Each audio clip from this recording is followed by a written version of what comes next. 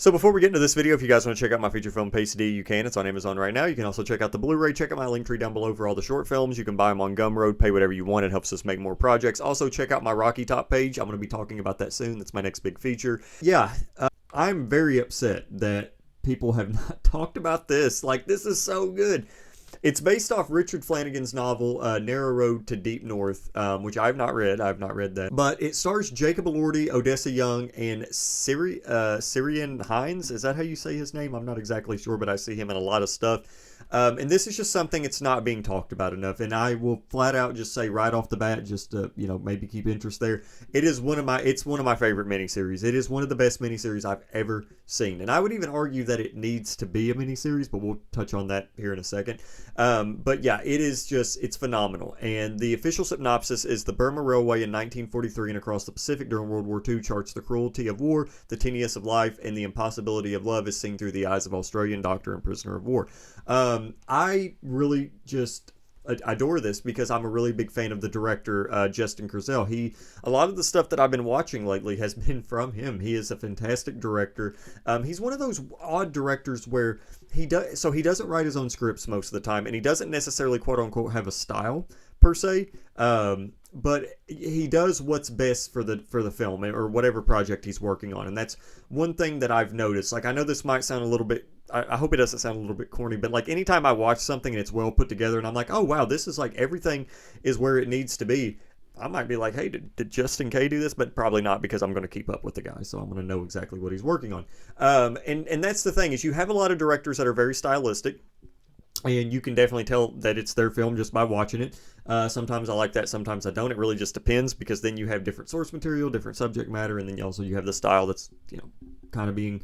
Yeah, you get what I'm saying. The style sort of, it ends up being more style over substance most of the time. And then you have directors that do what's best for the project. They try different things, they experiment with different things, and then there's still like these little things that you can kind of notice and pick up on. Like those are my favorite directors. Like personally, typically, like, I mean, you think of someone like Kubrick or something like that. Those are the type of people that very much so direct like that, or like Tarkovsky or whatever. Like, they'll experiment with different aspect ratios, different stuff, and that's kind of where I think Justin Kurzel fits in. Like, not comparing him, but I mean, I'm just saying his films are very nice. They're very well put together, and I won't elaborate on it too much, but the cinematography has been getting some backlash for this because it's too dark. But this is something that I think people fail to realize, is it's a stylistic choice, but also not every film is meant to look the same. Like, honestly, if the cinematography for this was a lot brighter and a lot more vibrant, I don't think this would have connected with me as much as it did, because that's the whole thing about it, is it's beautiful.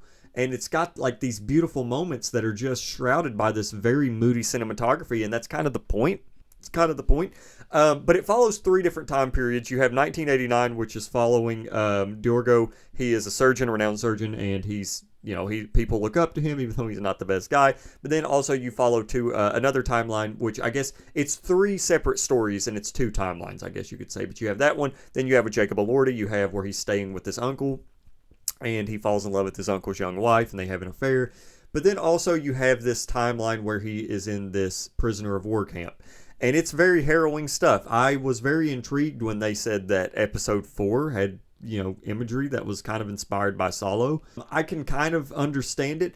When I first watched it, and I think everybody, I mean, not everybody, but a lot of people, I think, do get this way. When expectations come and you hear something like, oh, well, this is so gruesome, this has been so bad, don't watch it, it's horrible. And then you watch it and you're like, well, that's not that bad.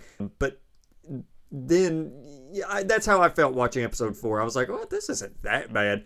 And then and then it cuts. There's a very abrupt jump cut, which I'm not going to spoil anything.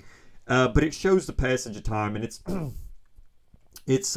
rough. It is, and you just got to hang in there with that episode, because I think that episode is being not necessarily blown out of proportion. I just think that you really do have to watch the whole show or series to get into it. Like, I think once you see everything in context, it's a lot. Like, it's not going to be one of those things where you can click on episode 4, go to that gruesome moment just to see what people are talking about. So yeah, we'll just leave it at that, because that's been a big talking point. I've been hearing a lot of people like that have talked about this online talk about that specific moment.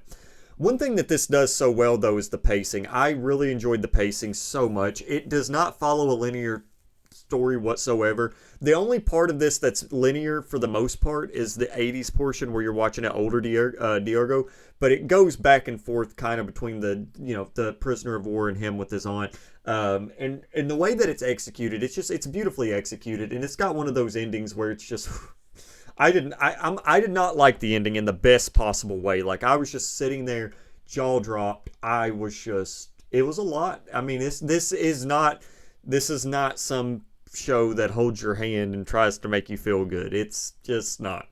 But I do want to talk about it being a miniseries, and I wonder if the film would have done better, or the show would have done better if it was an actual film.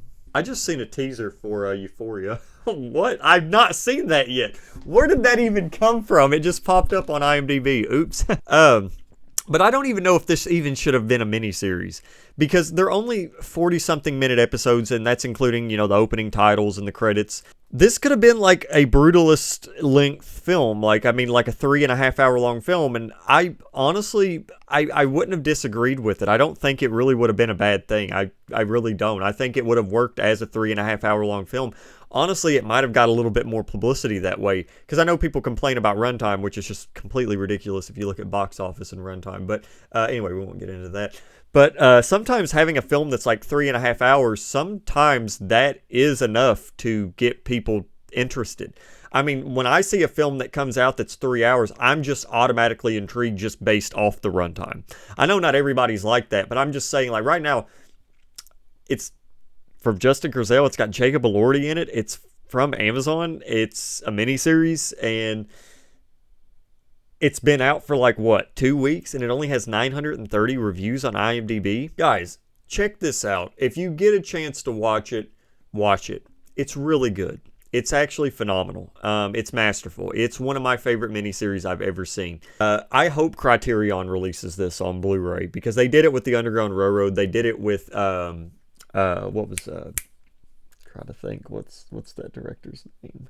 Steve McQueen. They did it with his Small Axe series. So I really hope that Criterion releases this. It's phenomenal. What more can I say? I also like how Justin Kurzel, he sort of commits to these Australian stories. I like that. I feel like it's just, I watched Nitram not long ago, and the dude just knows what he's doing. So please, if you get a chance, watch The Narrow Road to the Deep North. It's phenomenal. It's fantastic. I love it so much. It's amazing. But anyway, guys, I hope you enjoyed this video. If you did, leave a thumbs up, maybe subscribe. See you next time.